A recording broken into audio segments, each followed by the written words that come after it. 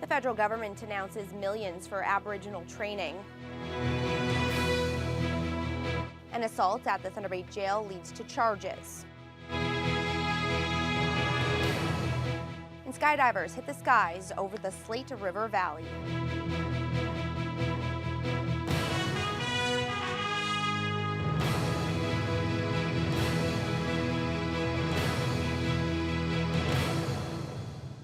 Good evening and thank you for joining us. A new Government of Canada Skills and Partnership Fund was announced today, worth millions of dollars. The new deal would see Matawa First Nations members receive training when it comes to the mining sector in the Ring of Fire. Courtney Rutherford has the details. The overall development of the Ring of Fire is undoubtedly a multi-year initiative, and with the federal government adding $5.9 million to the pot, Aboriginal students will have a brand new opportunity in their hands. The program, titled the Ring of Fire Aboriginal Training Alliance, will cover specialized training for 260 students who live near the massive mineral deposit. This is not a project that we want to have outsourced to the rest of the world. Obviously, we'll invite their help and welcome it where it's strategic and necessary. But for the most part, for my part, as the minister responsible for FedNor and Ring of Fire, to make sure that Northern Ontario's footprint and face is very much on the Ring of Fire. The training program is all thanks to a partnership between Ottawa, Confederation College, and the Kiknomaga-Kikenjuan Employment and Training Services. The objective is to provide skill development, labor market participation, and efficient training tailored around the Ring of Fire. The trainees will be guided long-term with hopes of sustaining career pathways in the mineral and mining sectors for years to come. But we think it'll grow to more than 1,000 over a period of time. We know that we've worked a lot in those communities, and there's more than 1,000 people that have indicated their interest in further education and developing their skills so they'll be directly applicable to mining, but also other related types of field. When will it start? I think it's starting right now, literally the next couple of weeks. The announcement was the first by Kenora MP Greg Rickford since being named Minister of Science and Technology and the federal point man for the Ring of Fire. He says skills training is the best way to include First Nations communities in the Ring of Fire development, adding that it's important that future employees are homegrown talent looking to improve the economic fortunes, not only in First Nations communities, but cities and towns across northwestern Ontario. Courtney Rutherford, TPT News. The Regional Energy Task Force welcomes an announcement today on the east-west tie line. The province has hired a company to design and construct the new power line from Thunder Bay to Wawa that is viewed as crucial for this region.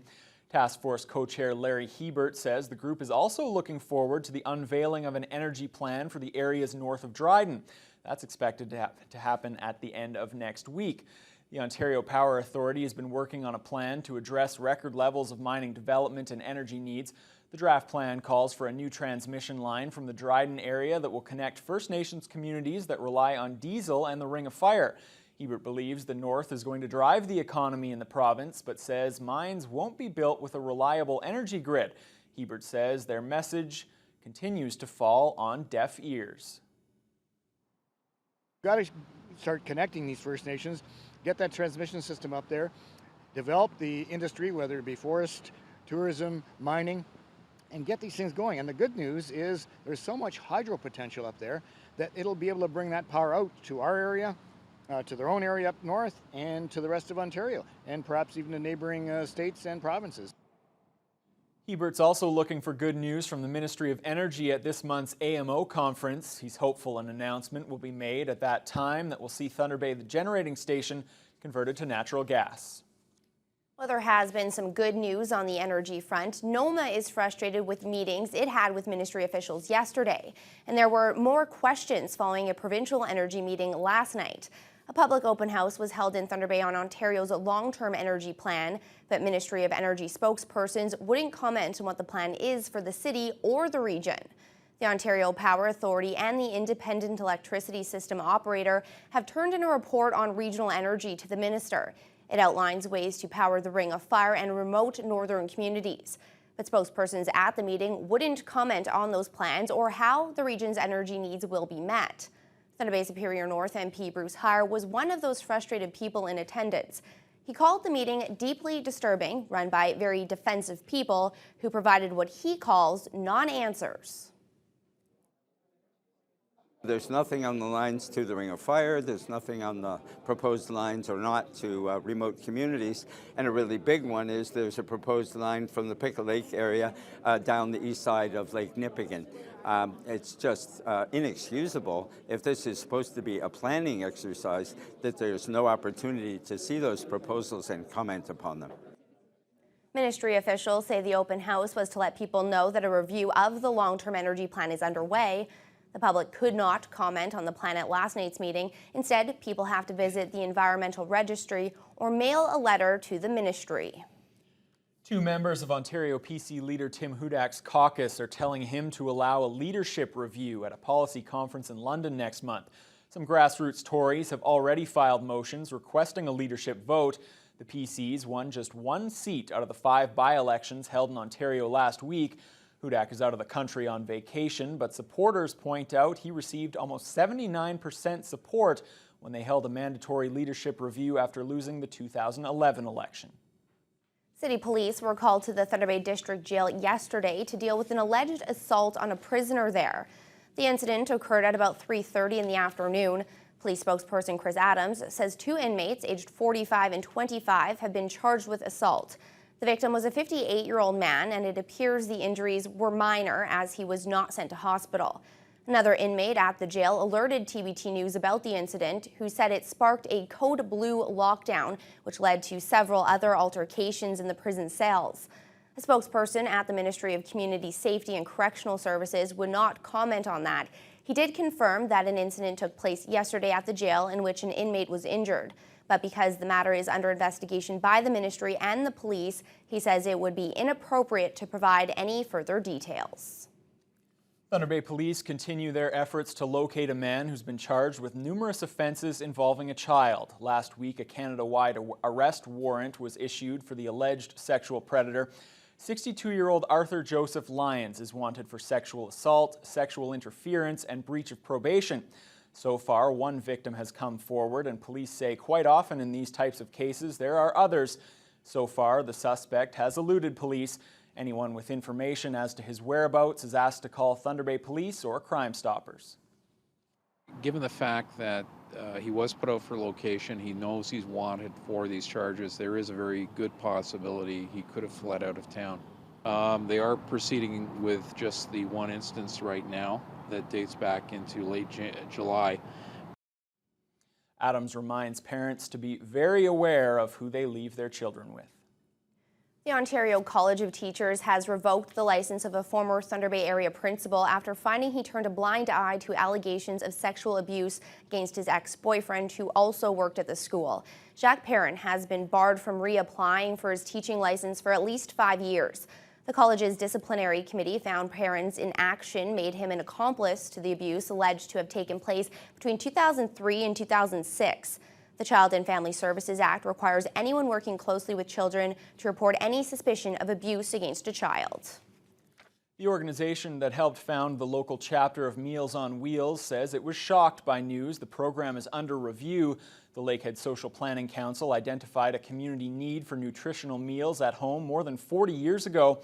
LSPC Board Chair Mary Kasoris says the organization found out about the potential change, like many others, through the media. The Red Cross is working on a proposal to take over the Meals on Wheels program from the city. The move would save city taxpayers about $100,000 a year. Kasoris calls the Red Cross a wonderful organization and believes the program fits with their mandate, but she does have some concerns. That it's done right and that there's the continuity of the quality of the service, and again that a non-for-profit is not absorbing additional costs, that they're not going to be in the red as a result of offering this service. Kasoris says the program is not only important for the meals, but also social interaction for the clients and volunteers. All of the city's discussions about the Meals on Wheels program have been held behind closed doors. The food shelves at the Regional Food Distribution Association are nearly empty, forcing organizers to issue a desperate plea for help. The RFDA supplies food to more than 36 food banks across the city and throughout northwestern Ontario. As of this week, the company is completely out of their top 10 most needed goods. Those typically include foods that are high in protein and make easy meals for families. Each month, the RFDA serves over 13,000 families, and they're asking the public to do whatever they can to help fill the gap before it gets even worse. Well, what's going to happen is we do have a reserve of money that has been donated for purchasing, so we will go on a buying spree, which puts a lot of strain on our budget later on in the year, where we have to go back to the public and ask for donations. So we will go shopping. We will try to do the best we can. And we may not be able to buy as much as we can to fill all of the hampers, but we're anticipating a good response from the public. The RFDA is encouraging the public to look inside their pantry for extra food and drop by their Syndicate Avenue headquarters to donate throughout the week. A fundraiser has now been set up in honor of a dog killed by a black bear while protecting its owner this past weekend. Spyro was a miniature schnauzer that died on Saturday at Sandbar Lake Provincial Park near Ignace. He was one of two dogs walking with 42-year-old Trevor Miller when they were attacked repeatedly by a predatory black bear. Miller calls Spyro a hero, saying the dog sacrificed itself so that he and the other dog could escape to safety. The Bay Credit Union on Algoma Street has created a fundraiser in Spyro's honor. All money raised will go to New Hope Dog Rescue. Miller's friend Sylvia Kaluski came up with the idea as a way to commemorate Spyro's bravery and encourage local dog lovers to help save other dogs.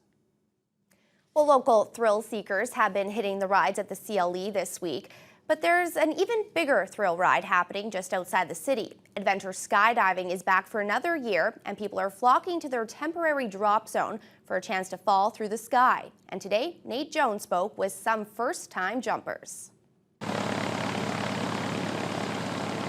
It's not for everyone, but those who give it a chance say it's more exhilarating than scary. It's skydiving, and drop zone operator Tim Eason says people seem to get more than a cheap thrill from this extreme sport. I think it's challenging themselves. More so than the actual experience of the jump, which is amazing, is the sense of accomplishment of actually doing something that so few people have actually had it in them to do. There were many first-timers getting ready to take the plunge. After the signing of a waiver and some brief instruction, it's time to gear up and hit the plane. Any last words? I'm really excited. I've never done it before, and I'm really looking forward to taking a jump and trying it out. I think it's going to be pretty scary at first, but I'm looking forward to it. It should be a really good time. In these little planes, it can take between 20 and 30 minutes to get to a height of 11,000 feet. It takes a lot less time to get back down. Jumpers hit speeds of over 200 kilometers an hour within 6 to 8 seconds. At 11,000 feet, that's about a 45-second free fall. The parachute ride down to Slate River Valley offers a beautiful view above these farmers' fields. It was amazing and scary all at the same time, and it's great because you're in the airplane and you're climbing, and you go, oh, we look pretty high, and then your tandem partner goes, oh, well, we're only at 400 feet. We still have 10 more thousand to go. And you're like, oh my goodness. You know, as soon as you were out the door, you weren't nervous anymore. It was just, the free fall was easily the best part. It's just so fast, it's so exhilarating. I loved it. It was so much fun. Once safely on the ground, both agreed they would do it again and would recommend it to others. Adventure skydiving will be in the city till Saturday, and there are still spots available for those willing to take a chance. Prices start at about $250 per person. Nate Jones, TBT News. I have to say, not a chance I'm doing that. Oh, well, you were there 2 years ago when I you're braver jumped out of than that I plane. am. It's scary at first, but once you're on the ground, you're glad you did it. There are lots I'll of take people, your word for it. There's lots of people who would like me to do it, but without a parachute. Oh, that's not true. One of them is Barry, but what are you going to do? Anyway, turning to weather now. Sarah, little blustery out there. Shades of September already. Yeah, quite a bit of wind today. I know nothing about skydiving, so I have no idea how that would affect anyone jumping out of a plane today. But I know that we did get up to about 20 degrees, mostly cloudy conditions as well. Those winds coming from the west-northwest and gusting up to about 36 kilometers per hour, which was bringing that blustery conditions that some people were talking about today. Currently across the region, some scattered showers in some area. 13 degrees in Red Lake at the moment. mid to low teens, a bit warmer in Atikokan. They're currently sitting at about 17 degrees. If you are heading out to the Border Cats game tonight, that gets underway at 7:05, mix of sun and clouds, so shouldn't be any reason to bring an umbrella. Don't quote me on that. Also at 7 o'clock, Senior Little League Championship. That is going on at Baseball Central. Thunder Bay is taking on Cape Breton, so two choices of baseball games, but the weather should be quite pleasant for either one should you decide to go. Thunder Bay tonight, passing shower or two and getting a bit cool, dropping down to about 10 degrees. Those winds coming from the west-southwest and dying down a little bit, gusting up to about 24 kilometers per hour. We can see into tomorrow that possibility of some pop-up showers is still likely, but into the weekend we have some nice pleasant weather coming our way. But I'll have more on that later on in the news hour. Thanks, Sarah. Well, two of the country's biggest unions are joining forces. We have that story and more for you coming up as your Thursday News Hour continues. These are what union leaders call challenging times for the labor movement. Membership overall is up recently, but only in the public sector.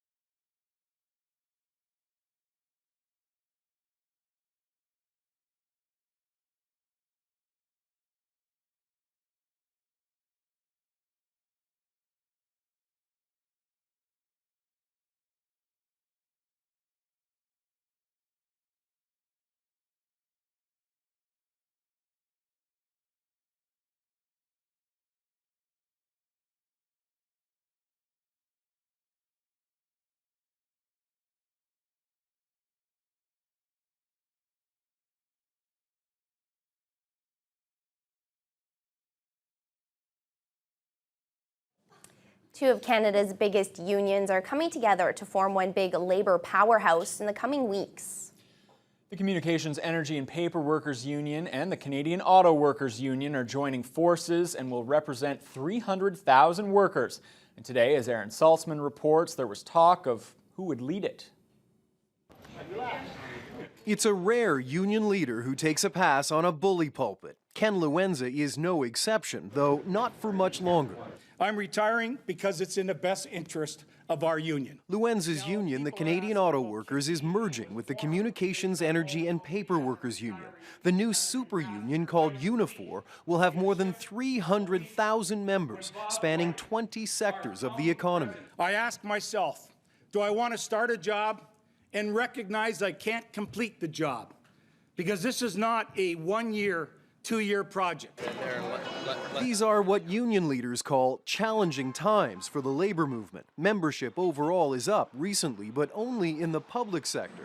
In the private sector, unionized workers account for barely 16% of the Canadian workforce. 30 years ago, it was nearly double that figure. The loss in union members mirrors a drop in manufacturing jobs, due in varying degrees to a lower Canadian dollar, globalization, and outsourcing. Analysts say a larger, more diversified union will strengthen its bargaining position. They're going to have more influence at the bargaining table with employers, with elected officials at the federal, provincial government. Professors will pay more attention to them. The media will pay more attention to them just because they're bigger. They've got that scale, that size. Sentiments echoed by auto workers. I think it's good. Obviously, the more people, the stronger we are together. We'll be twice as strong. We'll have way more members. The leader of those members is expected to be this man. Well, the idea behind Unifor is for working people to play offense instead of defense. We need to have the debate in this country about what type of jobs we want, what type of role working people should be playing. The new union will hold its first convention Labor Day weekend. Aaron Saltzman, CBC News, Toronto. Police in Nova Scotia say they've arrested two males in connection with the Rehtaeh Parsons case. She's the teenager who was taken off life support after a suicide attempt in April. Carolyn Ray has the latest from Halifax. It was the case that made headlines around the world. A Halifax teen dead after telling her parents she had been sexually assaulted at a party by several boys. Rehtaeh Parsons was just 16 when the alleged incident occurred. She told her family a photo of that day was being spread online and she was being tormented by bullies. How fast this destroyed my daughter was just unbelievable. She never recovered from it. Then this morning, a phone call, two males in custody.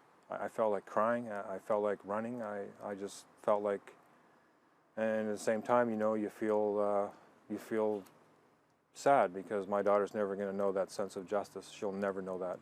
Initially, the RCMP and Halifax police closed the case. Her family, heartbroken, were vocal in their campaign for justice. Her mother said at the time that police failed her daughter. She wanted someone to believe her. And nobody did. It sparked protests, vigils, and threats of vigilantism. The province called for investigations into the school board and the local hospital where Rehtaeh was treated in the mental health unit. As the furor grew, a tip came in. Police reopened the file. The investigators are certainly going to want to take as much time as necessary, and that would go for any investigation, let alone Rehtaeh Parsons, because this was a tragic event. Police, this has been played out in the public. Obviously, I just want to say how pleased we are to see that progress is being made. I hope this will provide some measure of comfort to the family. Police say they don't know yet if any more arrests will be made, but with intense scrutiny around the world, they're trying to keep every detail possible under wraps. Carolyn Ray, CBC News, Halifax. A Quebec judge today granted creditor protection to the company at the center of that deadly train derailment in Lac-Mégantic. And as Catherine Cullen reports, the company's financial troubles are just beginning. The physical devastation is staggering. The emotional devastation, incalculable. And now the company many hoped would shoulder much of the financial burden says it just doesn't have enough money to pay. Montreal, Maine and Atlantic asked for and received protection from its creditors. The company insists this is the fairest way to proceed. I think it will speed up the process it will have one single forum within which all the claims will be assessed. MMA estimates cleanup from the disaster will cost more than $200 million. The government says taxpayers shouldn't shoulder the burden, that the company should pay. And then there's lawsuits from families of victims, businesses destroyed, and those displaced. The judge here today called MMA 's behavior throughout this tragedy lamentable.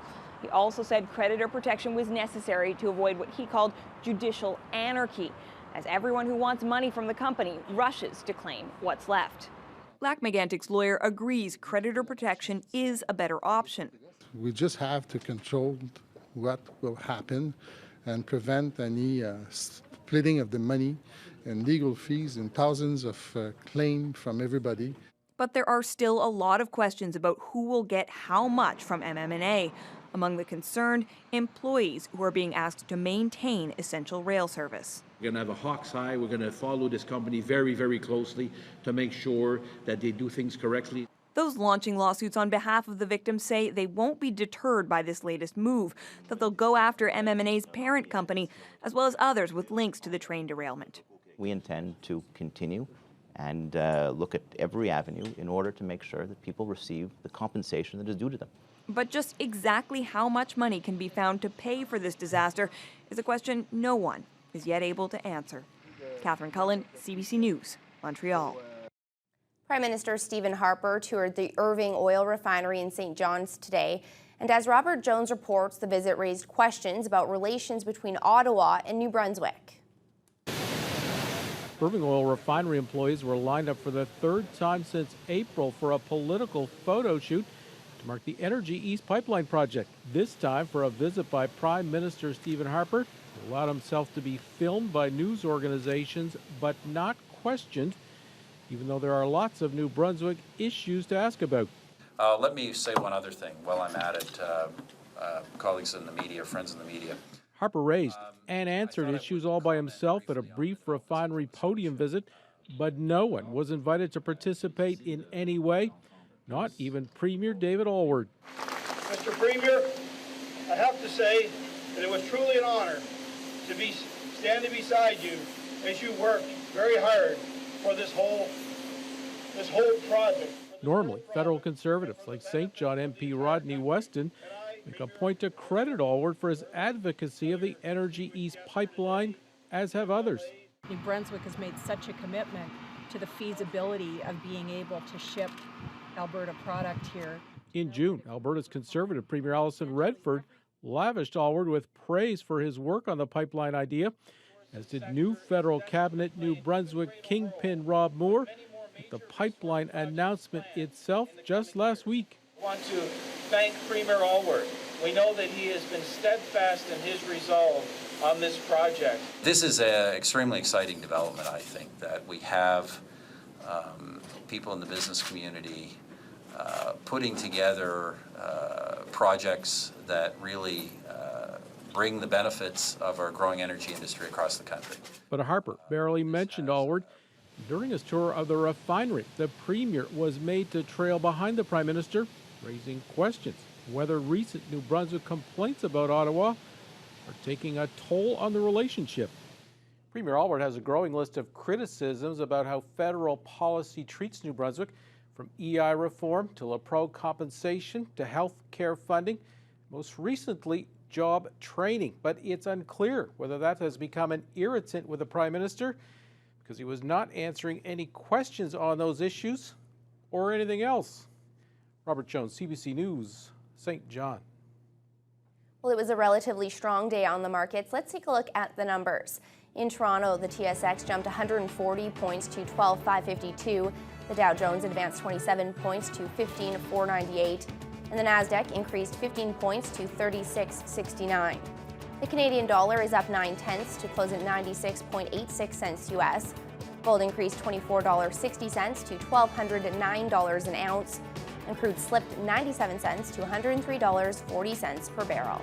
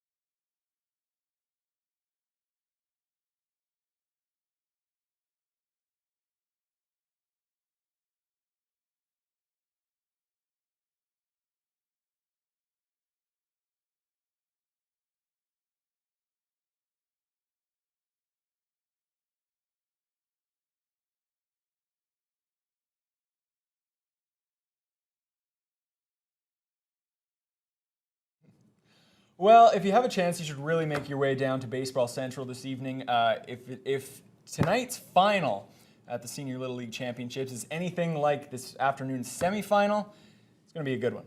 I'm hoping it'll be a great one. I'm really hoping There's that it plenty is of too. reasons why you should head down to the old ballpark at Baseball Central. You going to tell us all about them? 7 to 9. I'll do that right now, Mr. Benazzo.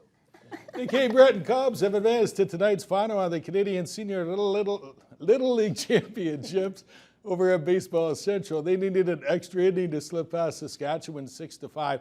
That means they'll take on the winner of this afternoon's other semifinal between the Thunder Bay Selects and Valleyfield, Quebec. Ryan Benazzo has your highlights. The Thunder Bay Selects in a rematch with the only team yet to beat them in the tournament, the Valleyfield Elites out of Quebec, this time with a berth in the finals at stake. The Elites strike first, scoring 3 in the top of the first. Felix Beauchamp hits what should be an inning-ending ground ball, but the throw from short is a little bit wide. Brandon Gillies can't make the tag. In comes a run.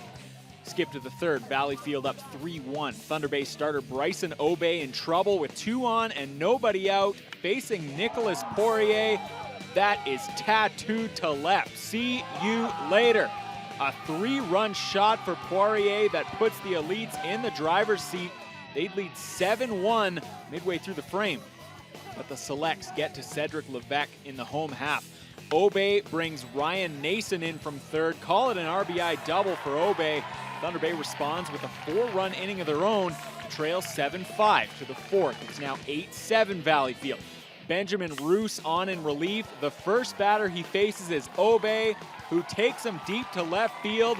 Nason and Brennan Tianhara come trotting home. Obey had a sensational day at the plate, finishing 3 for 4 with a walk and 4 runs batted in. Thunder Bay puts up 5 in the inning to pull ahead 11-8. But back come the Elites in the fifth. Maxime Quenneville knocks in a pair. 2 batters later, Jean-Philippe Mercier benefits from some shoddy Thunder Bay defense. 2 more come across. This game was absolutely wild. It sounds like a football score. It's 13-13 in the bottom of the 7th when Valleyfield elects to give Dan Del Paggio a free pass to load the bases. So that brings catcher Tyler Minoletti to the plate with 1 out, and Frederick Chazon walks in the winning run. The Selects walk off the Elites 14-13 in the 7th. Valleyfield's coaches and players can't believe it as that pitch was very close. They have words for the umpires as they leave the field. Thunder Bay manager Mike McAllister says that's baseball.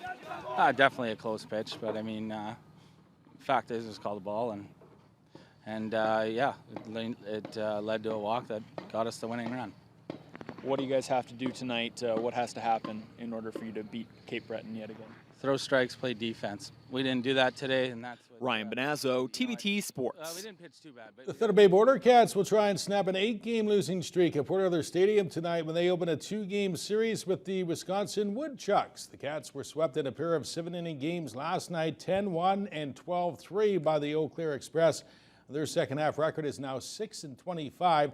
The game begins at 7:05. Meanwhile, this afternoon, Patrick Sharp's annual charity golf tournament took place at the Fort William Country Club. Sharp teamed up with older brother Chris, his financial advisor Grant Skinner from Winnipeg, and former Toronto Maple Leaf captain Doug Gilmore. Sharp says they had a pretty good day on the course, and it got even better when he won the putting competition. But the most important part is the money that's raised for the George Jeffrey Children's Center. One of the stops that we made with the Stanley Cup, and to see the expression on the kids' faces, to see how appreciative they were and the families that were involved. You could see how much a 5, 10, 15-minute visit made to them. We thought that with a little bit of hard work, we could put an event together and do a lot of good things. So we have a great time doing it, and we raise a lot of money for the center. It's something that we all have done, and I'm in the Toronto area doing my things. And again, it's nice to get somewhere where you haven't been before and come up here and to be a part of this. And I know it's a quick overnight thing, but a phenomenal day. And at the end of it, you see the money that's raised, and we all know the cause, and there's nothing better. It means a lot. I mean, coming from a small town like this, for our family, especially Patrick, to be able to give back to a charity in the local area is phenomenal. And especially last night, we had a meet and greet with a lot of the sponsors, and I got to see a lot of the kids and see the center was very important, and I got to see where the money goes to was definitely exciting for all the sponsors. Last year, the tournament raised almost $90,000 for the center. This year's total will be announced later tonight. At the 95th PGA Championship near Rochester, New York, a familiar name as the clubhouse lead, while a Canadian is very much in contention. We've got highlights. We'll start with Brantford, Ontario's David Hearn, who started the opening round with a bogey, but settled in nicely after that with a string of birdies. A nice approach shot here would set up the bird as the Canadian would finish at 4 under par, firing a 66. So that puts him in second place. Four-time champ Tiger Woods with a nice approach shot here, but he would struggle the rest of the way in his round, making only 2 birdies. The world's top golfer has his work cut out for him, finishing with a 1 over par 71. So he is 6 shots off the lead. And the lead belongs to Jim Furyk. The KG vet is the one to catch in upstate New York, opening with a scorching 5 under par 65 as he nails the long birdie putt. Other notables, Robert Garrigus, Paul Casey, and Matt Kuchar in a group 2 shots back. That looks like Ryan Benazzo celebrating when he finally gets the ball in the hole. You better believe it. Aussie Adam Scott is still on the course. The 33-year-old Masters champ has never won the PGA Championship. It's something he would love to do as he chases his 22nd career tournament title. It's a huge adjustment, just like I went over to the Open early to prepare for the conditions there. A very hard, firm golf course, much firmer underfoot than a course in America. It was great to play here last week in America and get back to seeing the ball up in the air a lot more. You play on the ground so much, on the link style. Here we're up in the air and in long rough around the greens. It's a different short game skill set that's required here. So adjusting a little bit last week and now kind of getting familiar with the golf course here at Oak Hill in the next 3 days is very important. Week 6 in the CFL continues tonight with the Toronto Argonauts hoping to pad their lead atop the East Division in Montreal. The Alouettes have been slow out of the chute with a 2-3 record. Ricky Ray is back at quarterback for the Boatmen after a 1-game absence. At the Rogers Cup in Montreal last night, 11th seed Milos Raonic of Canada blasted his way by Mikhail Yuzny. That Maple Leaf missile fired 13 aces as he cruised to a straight sets win in only 74 minutes. Vancouver's Vasek Pospisil eliminated Radek Stepanek in straights, and he would upset Tomas Berdych, the 5th seed, this afternoon in 3 sets. The other 3 Canadians were sent packing in round 2. Frank Danzovich of Niagara Falls fell to Jerzy Janowicz in 3. 4th seed Rafael Nadal made quick work of Ottawa's Jesse Levine, and Philip Pelawo was ousted by Dennis Istomin. At the Women's Rogers Cup in Toronto, Canada's Sharon Fitchman was no match for Yelena Yankovic, losing in straights. Montreal's Eugenie Bouchard was sent home by defending champ and 7th-ranked Petra Kvitova, while top seed Serena Williams is through to the quarterfinals, topping Francesca Schiavone. And Canada will face Russia Friday in the semifinals of the Ivan Halinka Under-18 tournament. And, of course, Canada did win that tournament last year. Other news, NBA news, former number 1 overall pick Greg Oden, who has had microfracture knee surgery 3 times, has signed a 1-year contract with the Miami Heat. He was an excellent college player with the Ohio State Buckeyes, but his NBA pro career has been a bust. Everybody wants to join the Heat right now. Well, something I know Holly is excited about tonight, a live double eviction on Big Brother. With more, here's Teletalk. Tonight on Global Thunder Bay, we prove that if you want to win big, you've got to take a risk. Starting at 8, it's the finale of The Winner Is, and someone's going home with $1 million. Then at 9 on Big Brother, it's time to say goodbye to someone with tonight's live eviction. And at 10 p.m. on Rookie Blue, a casino-bound bus full of seniors is robbed at gunpoint. Over on CKPR Thunder Bay, we get up close and personal with nature and our history. First at 8, The Nature of Things has the story of a young polar bear's first summer without his mother. Then at 9, it's part 2 of the documentary Love, Hate, and Propaganda, The War on Terror. Teletalk is brought to you by Points, the traffic ticket specialists.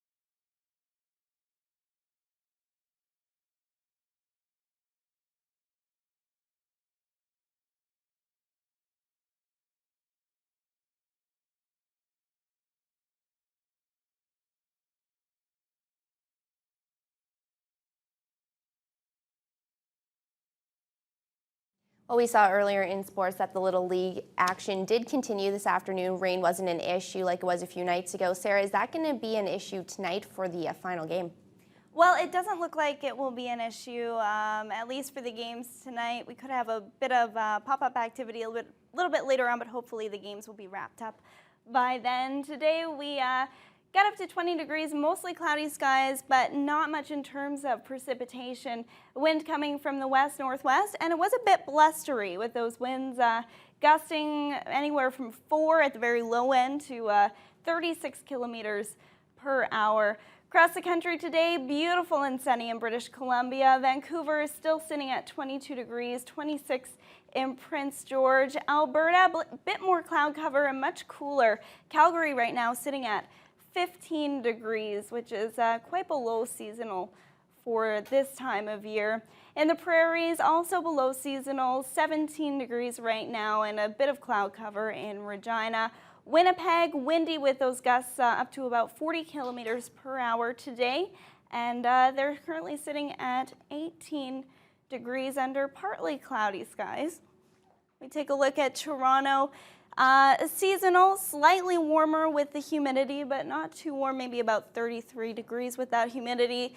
Pleasant, bit of sun and cloud in Ottawa, Montreal. A bit cloudier up in Quebec City. Rainfall warnings in northern parts of Quebec today. So that's something that they are definitely watching out for. We take a look onto the east coast. Those winds will be picking up tonight in Halifax, currently sitting at 20 degrees. 16 in Fredericton. Cloudy, a bit of fog overnight tonight.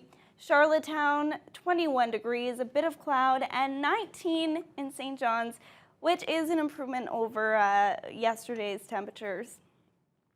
We can see in our area today, quite clear. We had a bit of cloud cover into tomorrow that could bring that pop-up precipitation, but most likely short-lived.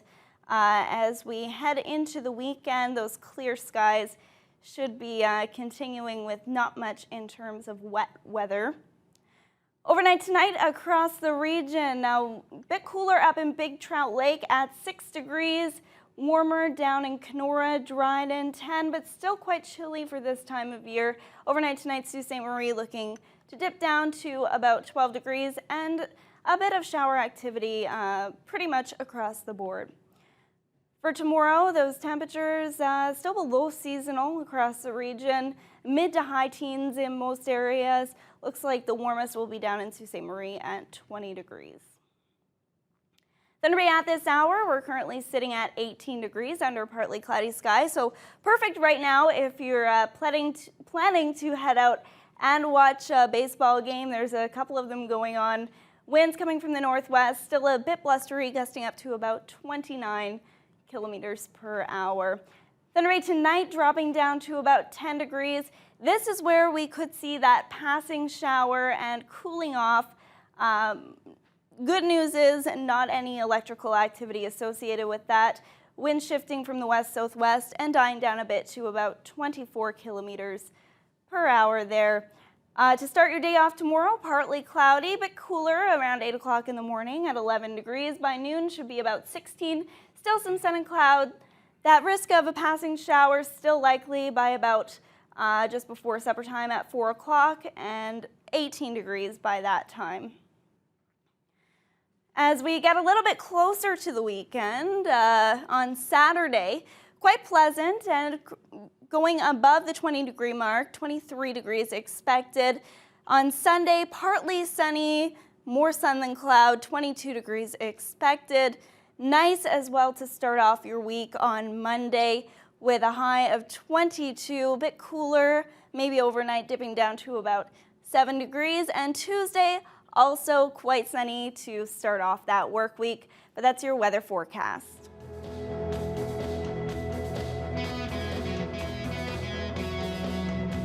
With so many people on summer vacation, your workplace is probably looking a little emptier than usual these days.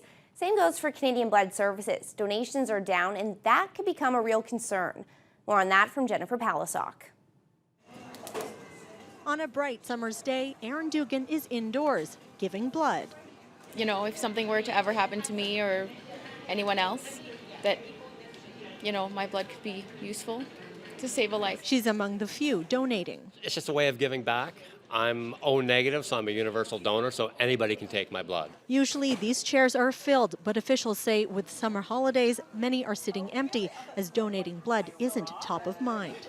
The challenge is that demand does not decrease in the summer. Patients don't take a holiday, they still require blood products. Inventory levels are at 20,000 units of blood. That's 5,000 less than normal. If we continue to see this appointment gap, it could potentially put a strain on our national inventory because demand continues. So they've put out the blood signal, alerting followers on social media and all Canadians that donations are needed. An accident victim potentially could use up 50 units of blood or blood products. Someone undergoing chemotherapy or cancer treatment could need up to 5 donors to support them through their treatment. 50% of Canadians can donate, but the other half are not eligible due to health concerns where they've traveled or they have to wait. For example, you can't donate for 6 months after receiving a tattoo or piercing. You have to wait a few days if you've had dental treatment. Gay men must be celibate for 5 years before donating. Also, you have to weigh at least 110 pounds. Officials say it's for donor safety. What I would suggest is each person call 1-888 to donate, ask to speak to a nurse, and then speak to them about your unique situation, and they will let you know if you're eligible or not to donate. About 33,000 units of blood are needed in Ontario alone, so the Canadian Blood Services are extending clinic hours and opening up more beds, hoping to fill them to meet that need. So we'd like to see our clinics filled completely every day right through to Labor Day. Summer shortage concerns putting blood donation higher on the to-do list. My mind is I'm going to call all my friends and tell them to come and donate this month. Jennifer Palisock, Global News. Well, you're probably going to have to wait a couple months for the new commemorative Randy Sheffy coin. I'm sure that'll be in circulation in the near future, but fortunately you don't have to wait for a coin featuring the royal baby. We'll have that story for you right after the break.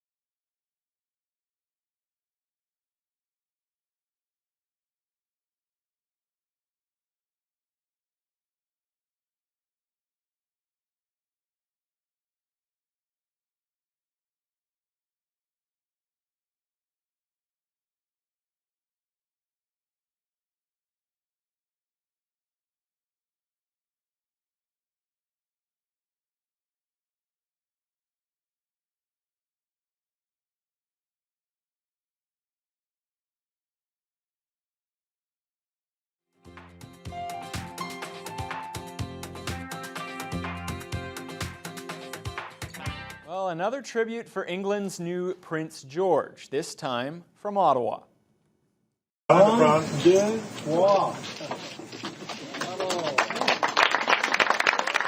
Today, the Canadian Mint unveiled a collection of new pieces to commemorate the birth of England's future king, who was born on July 22nd. This 25-cent piece is called Royal Infant Carriage. It will set you back $25. That seems worth it. A set of 3 $20 coins are called Sweet Dreams, Tender Bonds, and A Hopeful Future. The coins are made of pure silver. Ottawa has limited the mintage to 15,000 coins worldwide. Quite the collector's. I have a feeling they're going to go fast. You probably will. Yeah. We're going to recap our top story. Well, the federal government announced a $6 million deal for Matawa First Nations members to receive training for the Ring of Fire's mining sector. And over at Baseball Central, the Canadian Senior Little League Baseball Championships come to a close tonight with the host Thunder Bay Selects taking on the Cape Breton Cubs. We'll have highlights of that, and the Border Cats continue their homestand over at Port Arthur Stadium against the Woodchucks from Wisconsin. And that'll do it for your early look at news, weather, and sports. Remember, for news on demand, log on to TB News Watch. In the meantime, we'll see you tomorrow.